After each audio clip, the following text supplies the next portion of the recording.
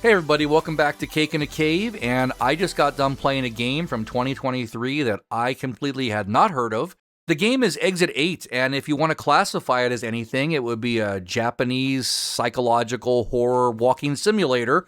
Although I gotta be honest, it's not horror in the sense of jump scares or things that make you run for your life. Oh my god! It's more about the unsettling nature of the world, or at least the hallway that it puts you in.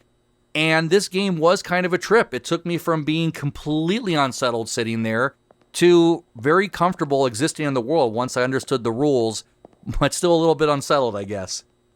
So as you see, Exit 8 starts you off with a simple goal. No instructions, no guides, just a sign pointing you towards Exit 8. As you follow that sign, the corridor loops around, you realize you're back in the same hallway again. You might choose to turn around and go back the other direction, only to find you're back in the same hallway, just facing a different way this time. The whole game is about figuring out what is normal, what is baseline, what has changed, and what doesn't belong. The instructions are simple as the sign states. Number 1, don't overlook any anomalies. Anomalies being anything you perceive as being out of the norm of what you've been experiencing. Number 2, if you find anomalies, turn back immediately. Number 3, if you don't find anomalies, don't turn back. And number 4, go out from Exit 8. This sign is basically your checkpoint marker. Every time you choose which direction to exit the hallway from, whether you've seen an anomaly or not, the number of the exit you're approaching will either increase or reset back to 0. If it goes up, you know you're on the right direction. If it's gone back to 0, you know your last choice was wrong. And that's where the loop gets a little bit frustrating at times, but also fascinating. You can be absolutely sure nothing's changed, only to find out you missed something, or you can be certain something was out of place, but in reality, everything was as it should be.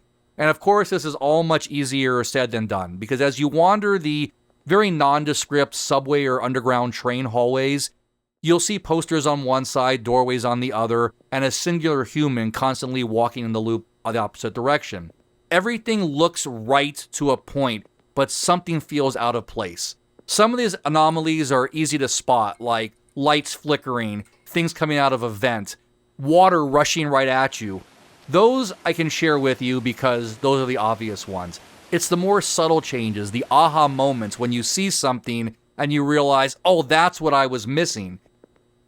Everything feels isolated and limbo-like, but occasionally you turn that corner and walk into something completely unexpected.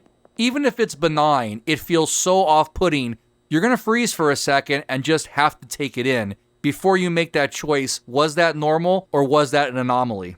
It's a simple looking setting. It's got simple visuals and very subtle, sterile lighting that does a great job of creating that kind of backrooms, creepy, just not quite right atmosphere.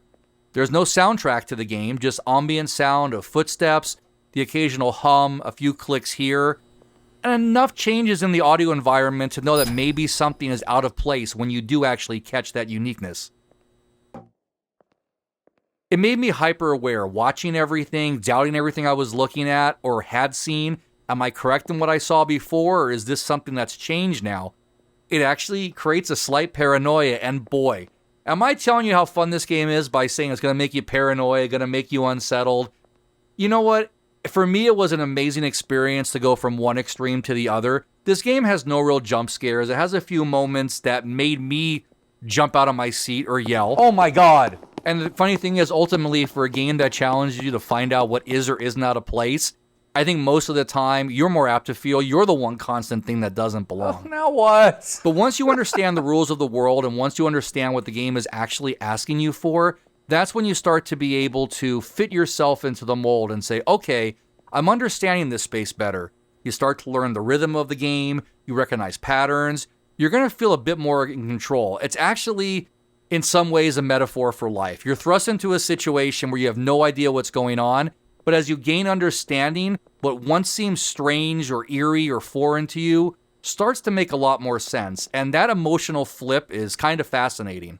Ultimately, Exit 8 isn't a big game. Once you learn what to do, you can pretty much make it through all the anomalies and exit at least once or twice within your first 90 minutes.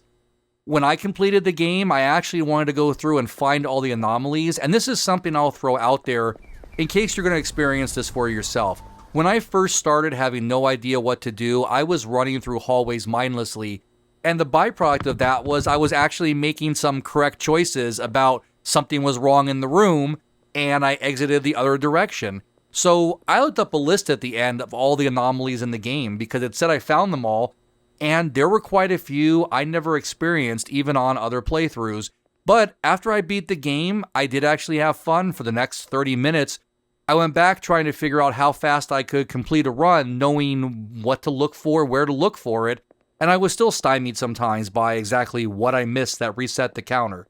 But ultimately, this is a game where you can't go wrong whether you're playing it for free or you spend $5. It's a good hour and a half of your time, and I think it's going to be a great intro to the movie when it comes out this April, which I'm sure we'll be talking about here on the channel.